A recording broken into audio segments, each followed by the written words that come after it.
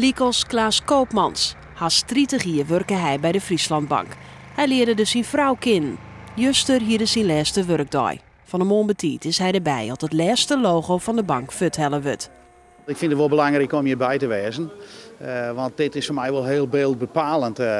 Als zo lang bij de bank werkt, is het zo'n 20 een heel jaar. En dan eindigt het hier mooi. Het is eigenlijk wel een moment om mooi te maken. Krap aan een uur bestiert de Frieske bank. Maar het boek is nou zo goed als uit. Degenen die hier zitten, die moeten alles uiteindelijk nog aanhechten.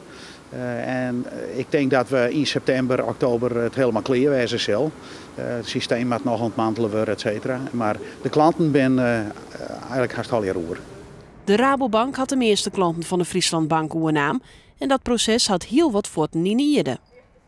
Dat is een complex proces. De systemen binnen het liek, de producten binnen het liek. Dus om dat al hier goed veranderd te laten, vreeg het nodige handwerk. Dus het kan het al je geautomatiseerd. Dat is ook de reden dat het vaak wat langer duurt dan misschien woorden.